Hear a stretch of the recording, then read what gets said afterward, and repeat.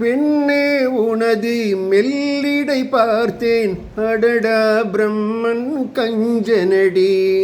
சற்றே நிமிர்ந்தேன், தலை சுற்றி போனேன், ஆஹா அவனே வள்ளலடி.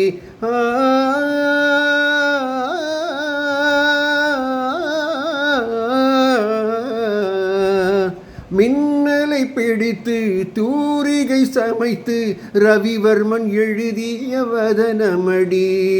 100 அடி பளிங்கை 6 அடி ஆக்கி சிற்பிகள் செதுக்கிய உருவமடி.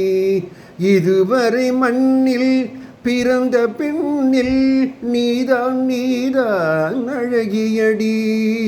இத்தனை அழகும் மொத்தம் சேர்ந்து என்னை வதைப்பது கொடுமையடி.